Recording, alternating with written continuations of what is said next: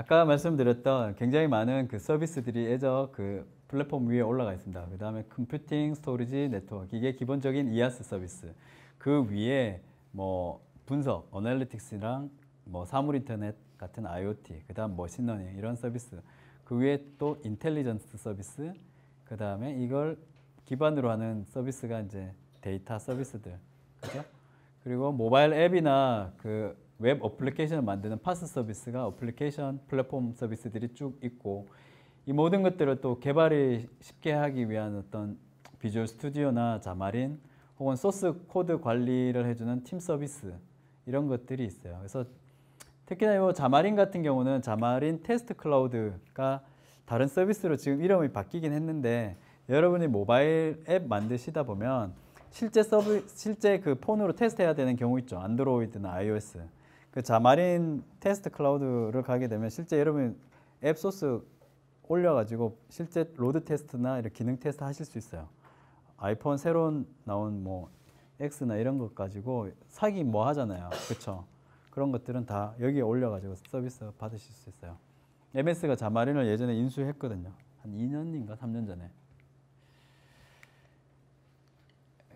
그래서 요거는 뭐 가장 심플한 어떤 아키텍처에 대한 내용을 담아둔 거고요. 그래서 VM 만들면 VM에 해당하는 VM 스케일셋에서 오토 스케일링이 되고, 스토리지가 각각의 VM에 어태치 되고, 용량이 부족하면 이렇게 스트라이핑 해가지고 붙여가지고 쓰실 수도 있다. 뭐 그 이야기가 되겠죠. 네, 그래서 서비스를 디자인할 때는 대부분은 이제 예전에 VM 형태로 많이 하다가 이제는 이렇게 파스 형태로, DB도 파스, 웹 서비스도 파스, 이런 식으로 그냥 API 형태로만 연결해가지고 쓰실 수가 있어요. 그래서 이렇게 하시게 되면 좋은 거는 아시겠지만 관리에 대한 코스트가 굉장히 다운이 되겠죠. 그죠? 예. 대신 파스 쓰면은 같은 투코어에 예를 들어 4기가 VM을 쓰는 거랑 파스 서비스 쓰는 거하고 비용은 파스가 조금 더 비쌉니다. 거기에 대한 거는 왜냐하면 운영에 대한 코스트가 MS가 대신해 주기 때문에 비용이 거기에 좀 묻어가 있어요. 예. 비용이 굉장히 컨서닝 분들은 몸으로 이아스 하시면서 떼어야죠. 예. 안 웃으시네요. 네. 자, 그래서 뭐 많은 패턴들이 있는데 이 중에서 뭐 샤딩에 대한 것들, DB 샤딩을 어떻게 할 건지, 그렇죠? 이벤트 소싱을 어떻게 해야 될 건지, 그 다음에 또 큐 서비스를 또 어떻게 서비스해야 할 건지 굉장히 많은 패턴들이 있어요. 그래서 애저닷컴에 가시게 되면 문서 있거든요. 문서에 가면은 참조 아키텍트가 있어요. 그걸 반드시 한번 읽어보시면 좋겠어요. 애저닷컴의 문서의 참조 아키텍트. 예, 그거 제가 다 감수했거든요. MS 있을 때. 그래서 깨알 제 자랑인데 진짜 한 달 걸렸어요. 그 문서 다 좀 읽기 쉽게 해드리려고. 그래서 어플리케이션들을 이아스를 보시게 되면 뭐 이런 식으로 하게 되는 거죠. 인터넷에서, 그죠? 개발자가 퍼블릭 IP를 가지고 이제 OS를 배포를 하고, 여기에 디스크가 아까 템프 디스크가 하나 붙었죠, 그죠? 기본적으로 거기에 데이터 디스크들이 붙어요, 그렇죠? 예. 그리고 여기에 요 템프 디스크는 아까 얘기했던 피지컬 서버에 바로 이 게스트가 OS가 올라간 피지컬 장비에, 물리 장비에 있는 디스크라고 했어요. 그리고 요 데이터들이 기본적으로 스토리지 어카운트에서 저장이 되어서 저장이 보관되는 거죠. 그죠? 그렇기 때문에 해당 물리 장비가 리부팅이 되더라도 실제 요 OS 이미지는 요 스토리지 어카운트에 저장이 되어 있기 때문에 삭제되거나 뭐 유실될 일이 없다. 그렇게 되는 거고. 그리고 요 OS가 운영을 하다 보면 디아그노스틱스 로그들은 다 별도의 스토리지 어카운트에 저장을 합니다. 왜? 요 VM 삭제하게 되면 요 OS 요거 다 삭제를 보통 같이 하니까, 그러면 이 VM에서 옛날에 무슨 장애가 있었는지 모르잖아요. 그래서 요 스토리지 어카운트를 별도 이렇게 관리를 해요. 네.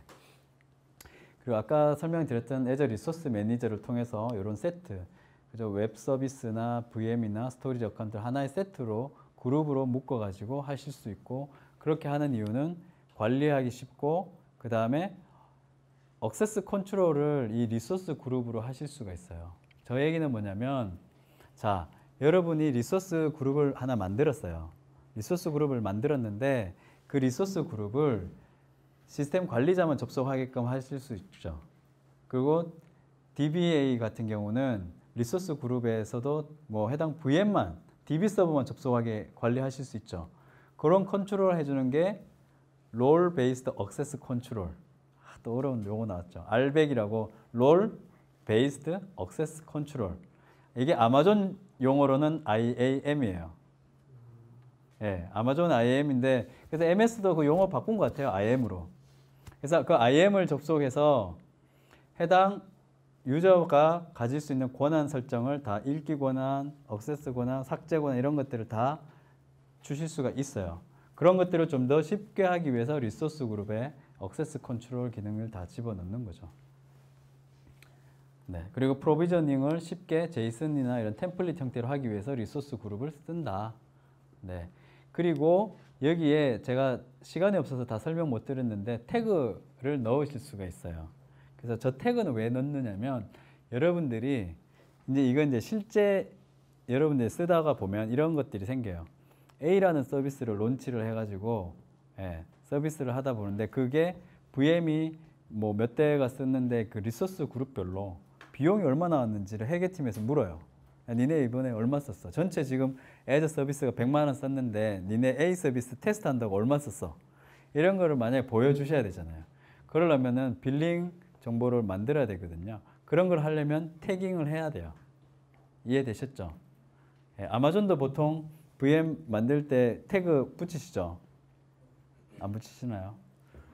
그래서 보통 코스트 센터 회사 좀 규모 있는 회사들은 다 익스펜스 처리, 경비 처리할 때 코스트 센터 다 있죠. 코스트 센터.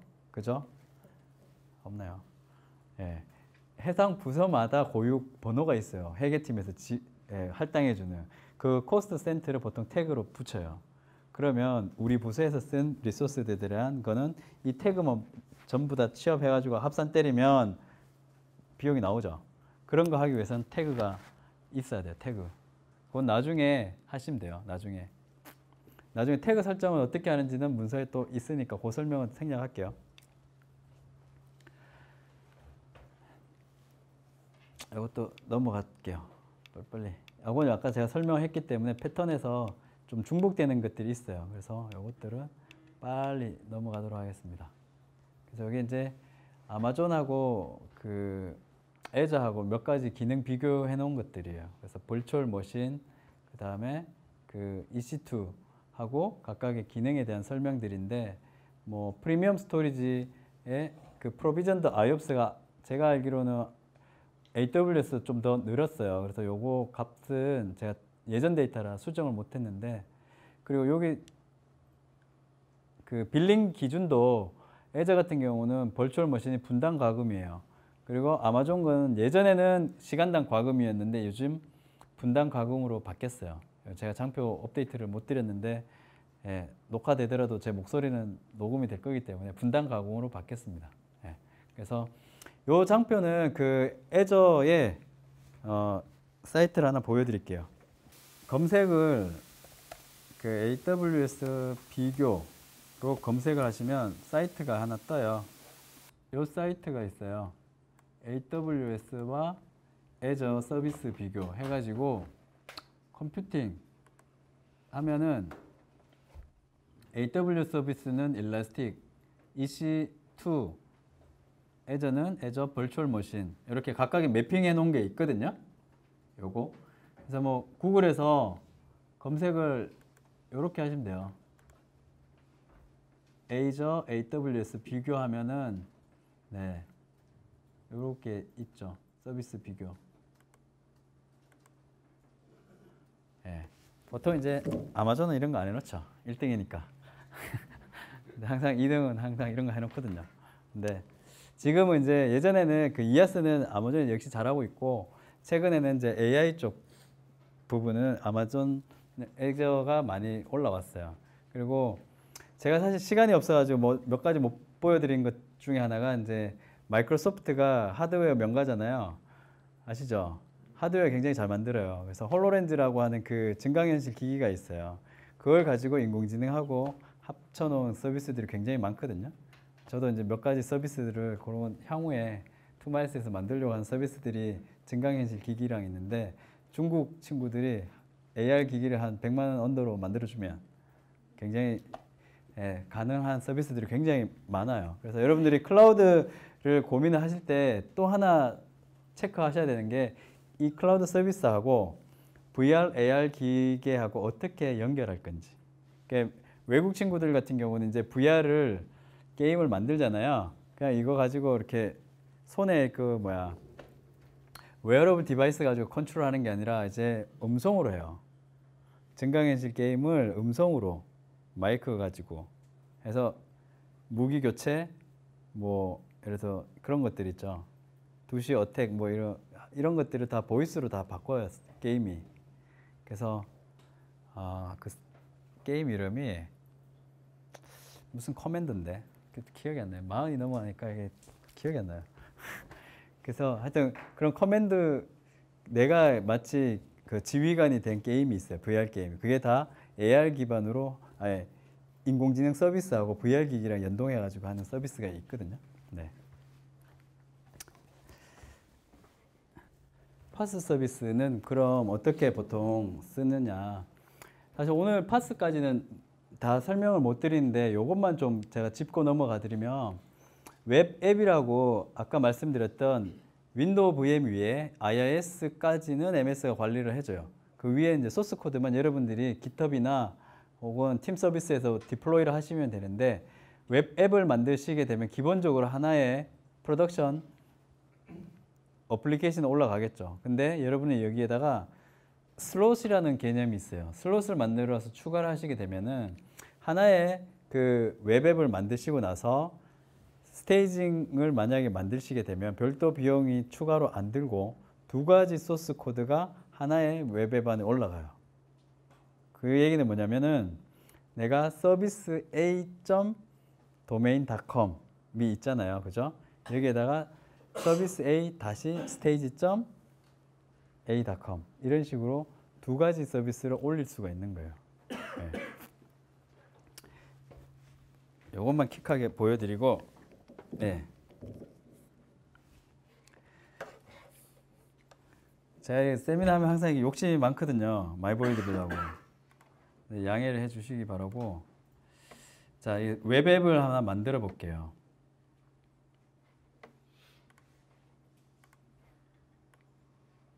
지금 여러분이 보시고 있는 화면이 아마 요게 지금 프로덕션인데, 그쵸? 제가 화면을 다시 듀플리케이션 해가지고 보여드릴게요. 리소스를 만들어 보면 여기 계산에 가면은 웹에 가면은 웹앱이 있어요. 웹앱을 하나 하면은 돈이 없네요. 자, 여기서 보시면은 웹앱에 가서 my 웹앱 1, 2, 3, 4. 왜 이런지 아시겠죠?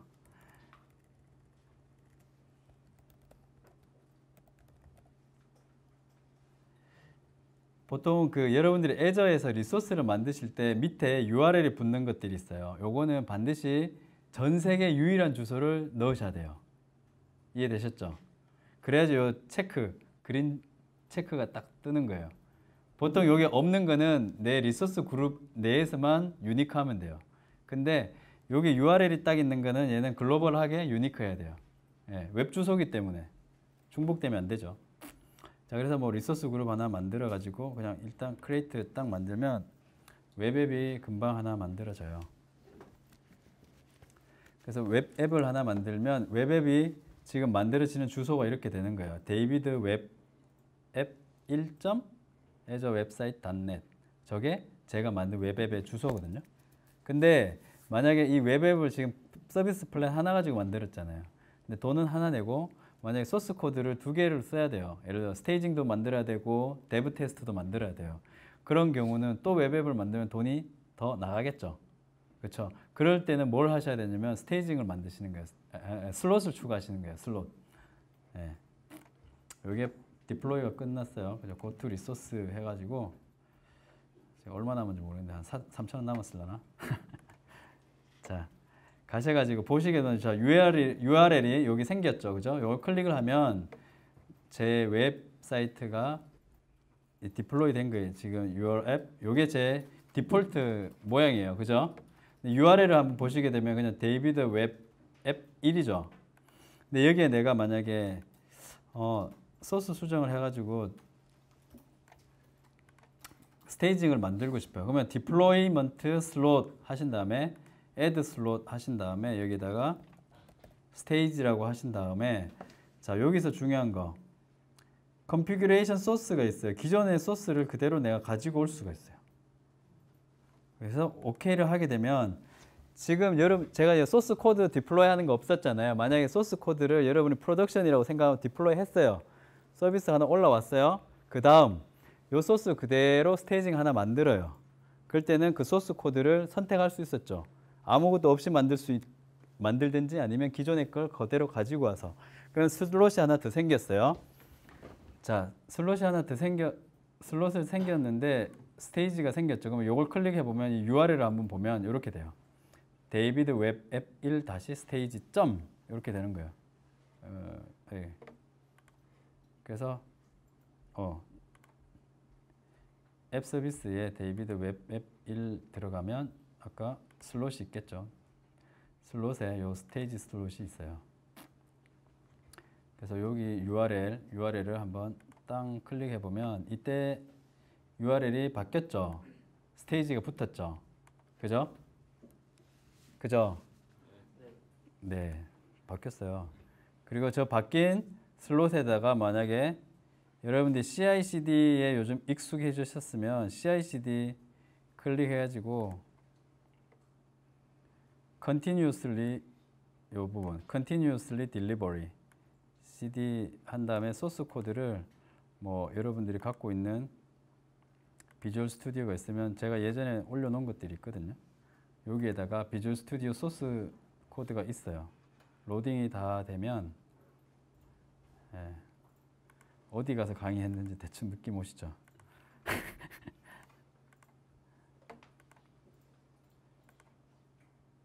네, 그래서 빌드 버전은 뭐 ASP.NET 코어로 그때 샘플 예제였고 로드 테스트는 하실 수도 있고 안 할 수도 돼요. 웹상에서 로드 테스트 다 하실 수 있어요. 이제 로드러너 굳이 안 사셔도 됩니다. 그래서 이렇게 디플로이 하면은 소스 코드를 저기에서 가져와가지고 스테이징에는 별도 코드를 다시 부으실 수가 있는 거예요. 그리고 슬롯 하나 더 추가해주고 데브 테스트 또 만드셔도 돼요. 그러면은 웹 서버, 그러니까 소스 코드를 한 3벌, 4벌 그냥 쭉쭉쭉쭉 슬롯 형태로 추가해가지고 만드실 수가 있는 거죠. 그죠? 그래서 이게 웹앱이 이렇게 편리해요. 그러면 자, 지금 이제 스테이징 만들고 제가 프로덕션 만들었잖아요. 근데 이제 스테이징이 최신 걸로 올라왔어요. 그러면 그 다음에 요거 스와핑 해야 되잖아요. 그죠? 그럴 때는 어떻게 하냐면 웹앱에 가셔가지고 슬롯 가셔가지고 여기 수압 보이세요? 노안에 오신 분들을 위해서 수압. 저도 이제 노안에 오는 것 같아요. 그래서 수압에서 소스를 지금은 프로덕션인데 데스티네이션 스테이지랑 해가지고 오케이 하면은 요 두 개가 이제 싹 바뀌는 거예요. 그러면은 뭐 로드 밸런스에서 뭐 이거 VM 형태로 할 때는 VM 쓸 때는 이거 막 바꿔야 되잖아요. 껐다가 다시 올렸다가 이거 필요 없는 거예요. 웹앱에서는 그냥 스테이지 하나 했고 소스 디플로이 한 다음에 수압 탁 하면 되는 거죠. 이해되셨죠? 좋지 않나요? 정말 좋은 세상에 살고 있지 않나요? 그죠? 자, 요게 이제 웹앱이에요. 요런 게. 요렇기 때문에 지금 여기 OS 디플로이 한 거 없었죠? OS 선택하는 것도 없었어요. 그죠? 내가 원하는 그 개발 툴만 개발 언어만 설정하시면 돼요. 물론 소스 코드도 거기에 맞춰가지고 개발은 해놔야겠죠. 네.